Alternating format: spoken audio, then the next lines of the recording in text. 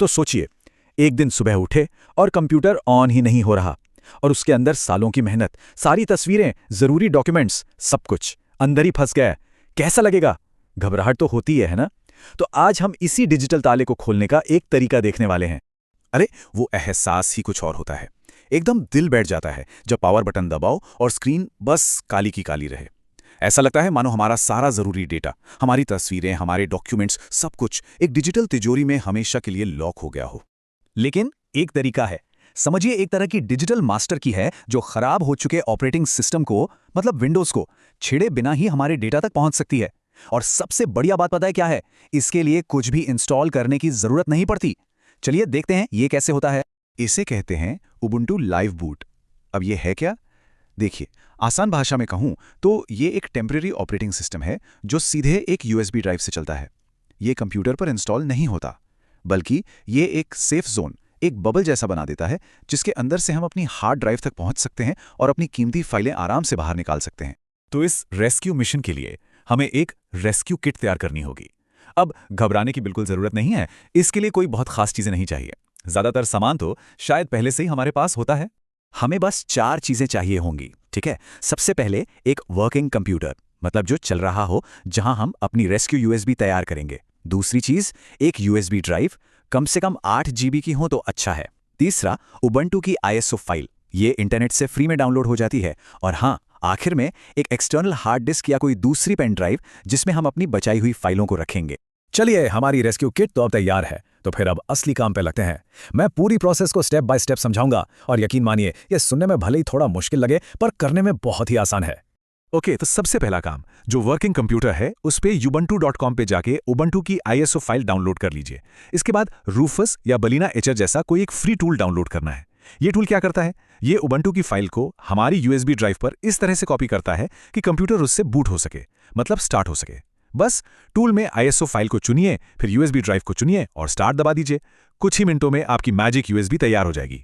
ठीक है, अब इस यूएसबी को उस खराब वाले कंप्यूटर में लगाइए, और अब ध्यान से सुनिए। उसे ऑन करते ही तुरंत F12, F2 या एस्केप, इनमें से कोई एक की लगातार दबानी है।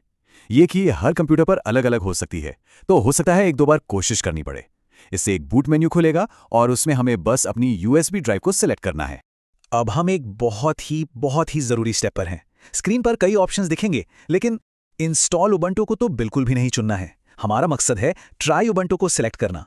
याद रखिए, हम सिर्फ इसे ट्राई कर रहे हैं, अपने सिस्टम पर कोई भी चेंज नहीं कर रहे।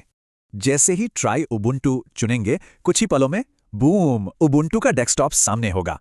यह बिल्कुल एक नॉर्मल कंप्यूटर जैसा ही दिखेगा। यहाँ पे फाइल्स नाम का एक ऐप होगा, उसे खोलिए और बाईं तरफ देखेंगे तो वहां हमारी विंडोज वाली हार्ड ड्राइव दिखने लगेगी। बस अब काम लगभग हो ही गया है। अपनी एक्सटर्नल हार्ड डिस्क को कंप्यूटर से कनेक्ट कीजिए, वो भी फाइल्स ऐप में दिखने लगेगी। इसके बाद तो बस अपनी विंडोज ड्राइव से जरूरी फोल्डर्स जैसे कि डॉक्यूमेंट्स, पिक्चर्स, डेस्कटॉप, इन सबको कॉपी करके एक्सटर्नल हार्ड डिस्क में पेस्ट कर देना है। बिल्कुल ड्रैग एंड ड्रॉप जितना ही आसान।